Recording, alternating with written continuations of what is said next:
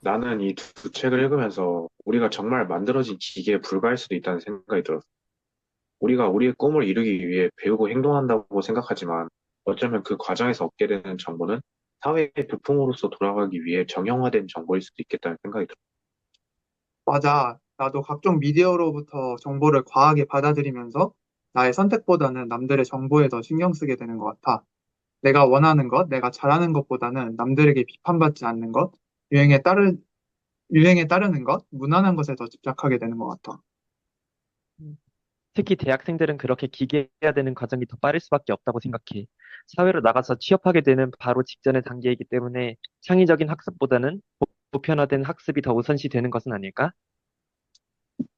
예, 그런 면에서 우리는 학교에서 가르쳐 준다고 그냥 생각 없이 듣고만 있는 게 아니라 무엇을 배우고 싶은지 깊게 고민하고 자기 발전을 위한 정보를 올바르게 취득해야 할 것 같아. 취득한 정보에 대해 비판적으로 사고하고 내 생각과 비교하며 자신을 발전시켜 가는 것이 이제 건강한 학습 과정이라고 생각해.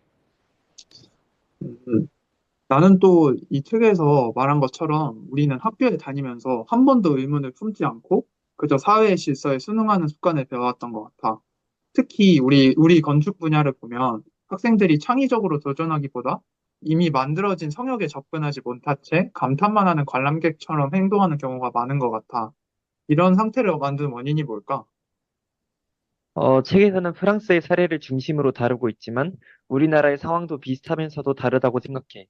우리나라는 초등학교부터 고등학교까지 교육 과정에서 학생들이 스스로 꿈을 찾고 실현할 기회를 거의 박탈당한 채 의미 없는 공부에만 몰두하도록 만들잖아.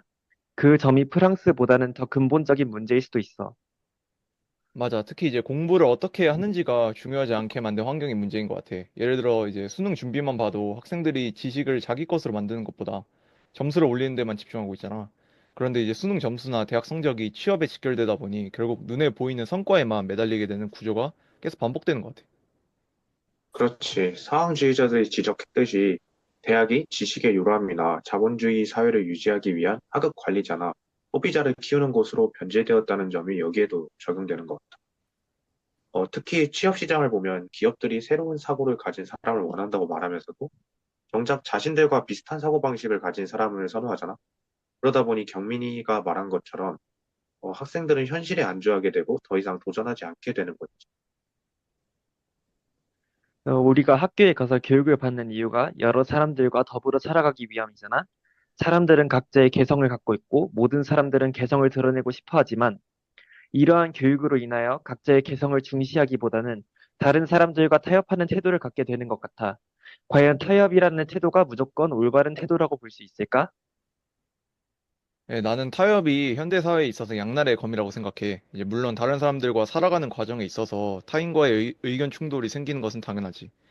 이러한 과정에서 나와 다른 사람들이 만족할 수 있는 최선의 선택을 위해 우리의 개성과 다른 사람들과의 개성 사이에서 타협을 하는 거고.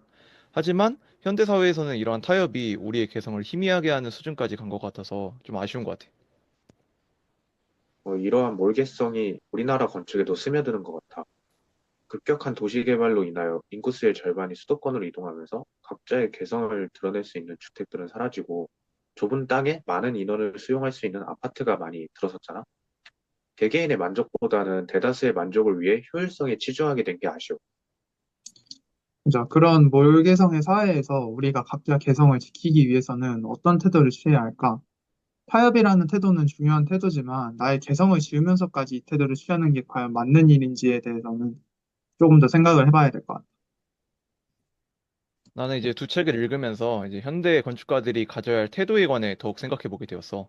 특히 이제 스펙타클의 사회를 토대로는 이제 건축은 화려한 스펙타클을 추구하기보다는 공간이 가진 본연의 기능과 이제 지역적 맥락, 사용자의 실제 요구에 초점을 맞춰야 한다고 생각했어. 맞아. 그리고 요즘 현대 건축은 물리적인 구획을 점차 세부화시키면서 자본에 따른 계급화가 나날이 심해지는 것 같아. 그렇게 물리적 구획을 통한 계급이나 소외를 조장하기보다는 탈구획화를 통해 사회적 통합과 열린 접근성을 제공하는 데 중점을 두는 방식으로 건축을 해야 할 것 같아.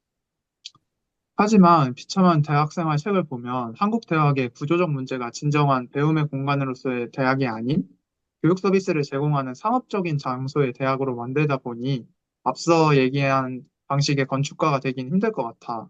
그렇기에 이제 기존 대학과 같은 학습 공간들이 기능적인 공간에 넘어서 학생들의 비판적 사고와 창의적 성장을 촉진시키는 환경으로 바뀌어야 할 것 같아. 맞아. 건축가가 만든 공간으로 완성되는 것이 아니라 공간의 사용자들이 주체적으로 활용할 수 있는 설계를 통해 자유성과 창의성을 지원하는 유연성을 가져야 다채로운 사고를 가질 수 있다고 생각해.